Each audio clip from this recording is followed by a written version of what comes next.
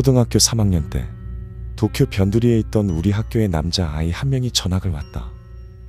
그는 관서지방 출신이라 처음에는 반 친구 모두가 신기해서 말을 걸곤 했다. 그가 관서지방 특유의 억양으로 말하면 다들 신기하다는 듯. 굉장하다. 굉장해. 오사카 사투리야. 라고 깔깔댔다. 종종 다른 반이나 다른 학년에서도 사투리 쓰는 걸 들으려고 우리 반에 찾아올 정도였다. 하지만 그는 부끄러움을 심하게 타는 성격이라 스스로 말을 하는 일은 드물었고 점차 혼자 책을 읽는 시간이 늘어갔다.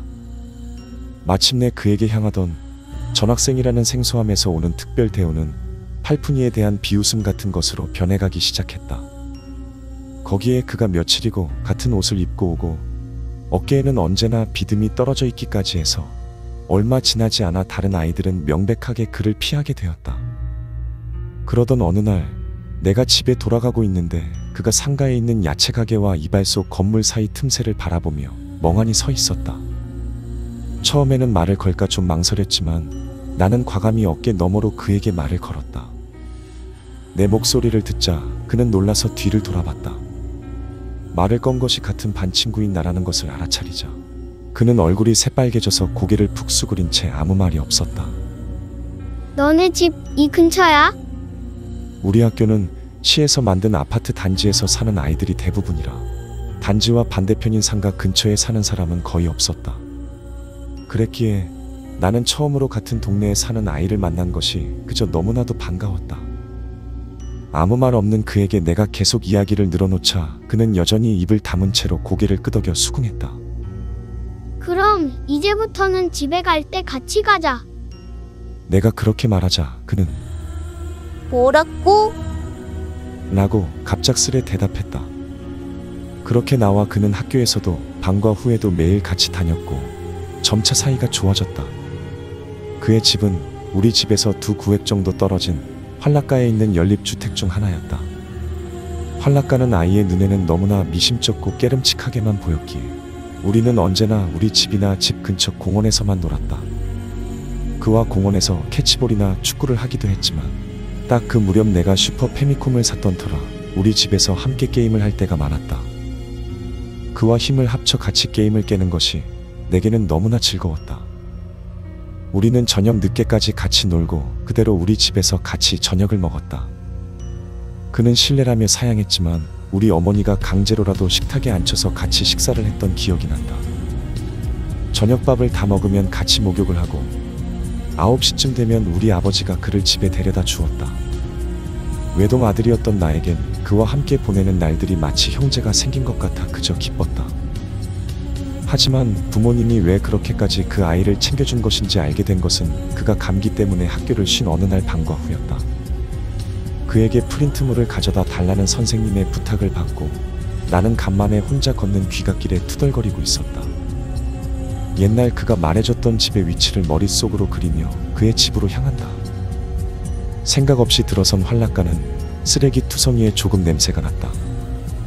묘하게 현란한 간판들과 반나의 여자 사진이 찍힌 광고지가 잔뜩 달라붙은 전봇대를 보니 왠지 모르게 두려워져서 나는 바삐 걸어 그의 집으로 향했다. 겨우 찾아낸 그의 집은 전혀 관리하지 않은 듯 울타리가 잡초에 둘러싸여 제대로 보이지도 않는 활락가 구석진 곳에 있었다. 마치 간장에 절인 것처럼 거무스름한 1층짜리 판자집은 빈말로도 멀쩡하다고는 할 수 없었다. 나는 두근거리며 초인종을 눌렀지만 초인종이 망가진 것인지 소리가 나는 것 같지가 않았다. 어쩔 수 없이 나는 현관 미닫이문 유리를 노크하고 말을 걸었다. 그러자 안에서 웬 여자가 큰 소리로 히스테릭하게 외치더니 무엇인가에 부딪혀 유리가 깨지는 소리가 났다. 그 후에야 그가 새파랗게 질린 얼굴로 문을 열었다. 그는 나에게 프린트물을 가져다줘서 고맙다고 말한 뒤 잠옷 차림으로 신발을 신고 집 밖에 나왔다. 현관 틈으로 슬쩍 보이는 집 안에는 화려한 옷을 입은 여자가 서 있는 게 보였다. 야, 밖에 나와도 괜찮은 거야? 엄마가 나간 김에 술이나 사오라고 해서. 그것만 말한 뒤 그는 내 소매를 잡아 끌고 걷기 시작했다. 뒤에서 그의 얼굴을 바라보니 그의 얼굴은 새빨갛게 물들어 있었다. 초등학생인 내가 봐도 열이 있어서 새빨개진 게 아니라는 것은 확실했다. 그와 헤어져 집에 돌아온 후 저녁을 먹을 때 나는 어머니에게 그 집에 관해 물었다. 말하기 힘들다는 듯 우물쭈물하는 어머니에게 그날 봤던 것을 말하자 조금씩 이야기를 시작했다. 어머니의 말에 따르면 그의 집은 아버지는 백수고 어머니도 물장사를 하고 있다는 것이었다. 분명 아까 봤던 그 화려한 옷을 입은 여자가 그의 어머니겠지. 듣고 보니 확실히 그와 생긴 게 닮았다. 그리고 어머니가 걱정하고 있던 것은 그가 유난히 작다는 것이었다. 당시만 해도 생소한 것이었지만 어머니는 그가 아동 방치 상태에 놓여 있는 게 아닌가 걱정하고 있었다. 그리고 아마 어머니의 그 추측은 맞았던 것 같다. 그의 키는 나보다 2살 어린 내 동생보다 작았다. 아마 그 발육 부진은 아동 방치에 의한 성장 불량 때문이었을 것이다. 그 아이를 보면 불쌍해서 그냥 둘 수가 없어. 어머니는 그렇게 말하고 아무 말 없이 눈물을 흘렸다. 그 이후로도 나는 그와 형제처럼 지냈다. 우리 집에서 식사를 같이 하게 된 것인지 그의 몸도 시간이 지남에 따라 서서히 커졌고 성격도 조금씩 활발해져 갔다. 그렇게 되자 나와 그는 프로레슬링 놀이를 하며 놀기도 하고 더욱 사이가 좋아졌다. 그와는 여러 이야기를 했다. 그렇다고는 해도 여전히 그는 과묵했기에 거의 말을 하는 것은 내 쪽이었지만 그러던 어느 날 그가 이상한 것을 말한 적이 있었다. 그것은 우리가 학교에서 돌아오던 도중의 일이었다. 갑자기 그가 상가의 가게와 가게 사이 틈새를 바라보고 멈추더니 뭔가 투덜투덜 중얼거리기 시작했던 것이다. 그러면 안 된다. 싫다. 안 갈 거야. 그는 틈새를 바라보며 그렇게 중얼거리고 있었다. 이상하다 싶어 나도 틈새를 살펴봤지만 아이인 나도 통과하지 못할 것 같이 좁은 틈새에는 그저 그림자 때문에 생긴 어슴푸레한 공간이 가늘게 늘어서 있을 뿐이었다. 야, 왜 그래? 내가 그의 어깨를 잡자 그는 움찔 몸을 떨었다. 뒤를 돌아 나를 본 그의 얼굴은 새파랗게 질려 있었다. 내가 당황해서 그를 바라보고 있자 그는 종종걸음으로 빠르게 그곳을 벗어났다. 상가를 빠져나와 우리 집 근처 공원에 도착해서야 겨우 그는 걸음을 멈췄다. 잠깐 기다려. 뭐가 있었어? 따라잡은 내가 말을 걸자 그는 다른 사람한테 말 안 한다고 약속할 수 있나? 라면서 이야기를 시작했다. 실은 내한테 가끔 이상한 게 보인다. 이상한 거라니 뭔데 그게? 그게 우리 집이나 가게나 건물 틈새 같은 곳에 사람이 낑겨 있는 게 보여. 엥? 내는 틈새 인간이라고 불러. 근데 그것들이 가끔씩 기어 나오는겨. 내보고 같이 틈새로 들어오라고. 그거 귀신이가. 몰라. 그치만 틈새 인간은 다들 상냥해 보이게 생겼으니까 아마 귀신은 아닐기라. 무슨 소리인지 모르겠어. 내도 잘 모른다. 그치만 엄청 상냥한 표정 짓고 힘들면 언제라도 와. 다들 기다리고 있어. 라고 말해. 다들? 온갖 사람이 다 있어. 맨날 다른 사람이 틈새에 있는데 가끔씩은 같은 사람이 틈새에서 부를 때도 있어. 따라가면 어떻게 되는데? 확실히는 모르겠어. 그래도 가면 아마 못 돌아올 기다.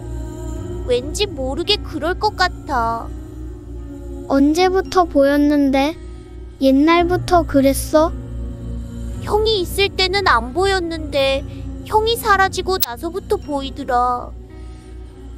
너 형 있었어? 갑자기 사라졌어. 어머니한테 물어봐도 형은 옛날부터 없었다고만 가고 이젠 내 기억이 이상한 건지도 모르겠어.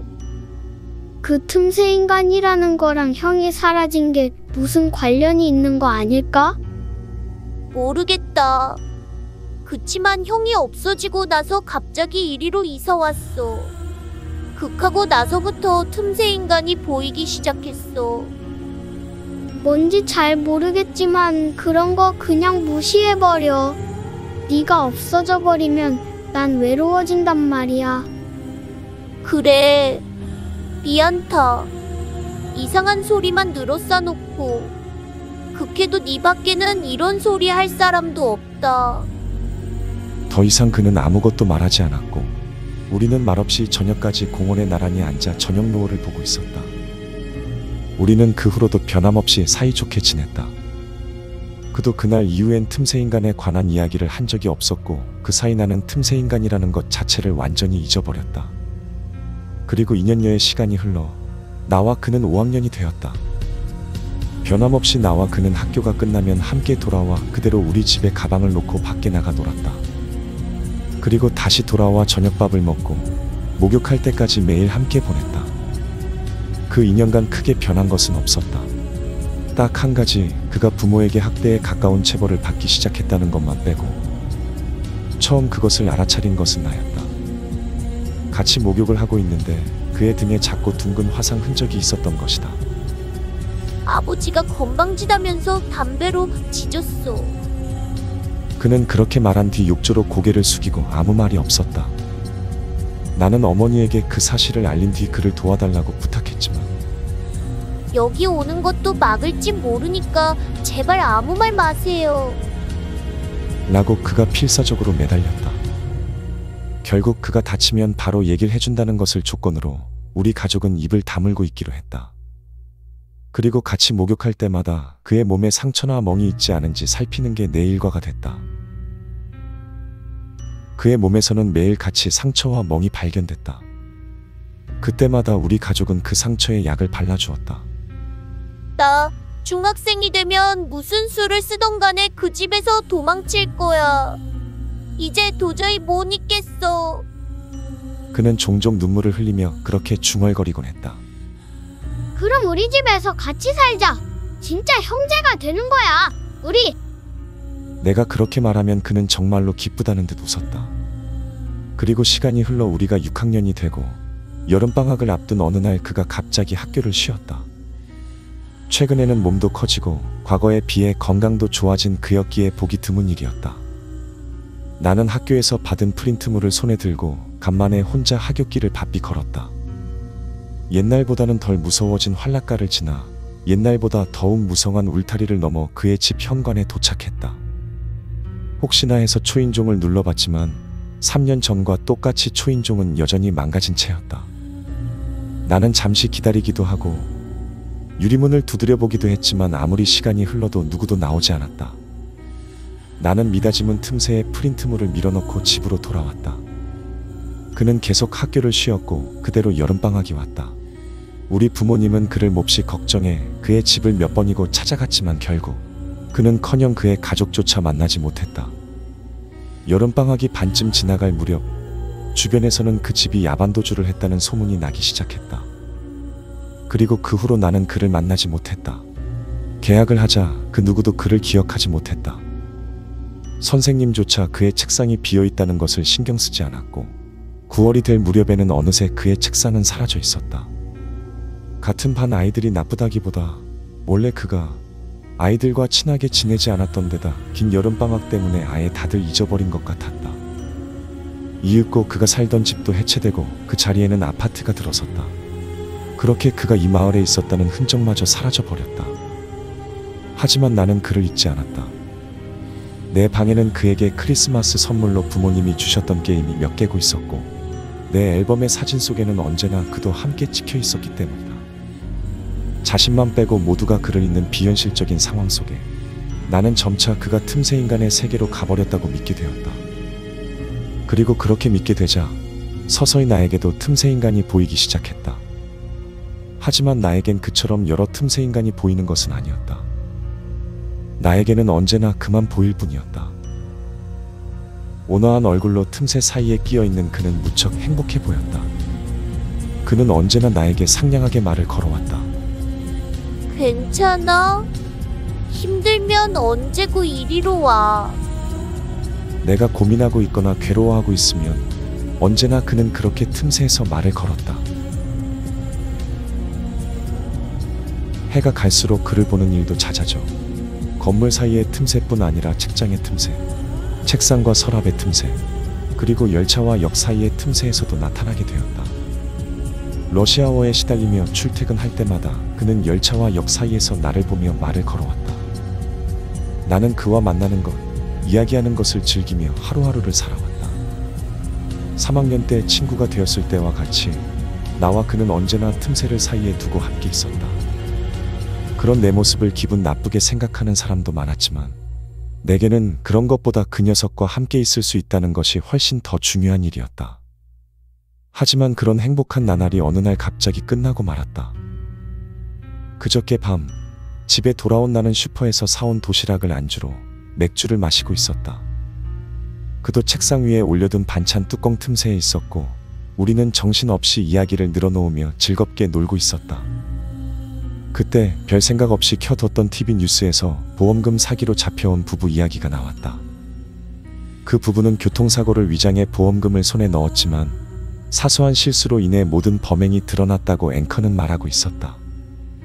하지만 그뿐 아니라 부부의 여죄가 심각하다는 것이었다.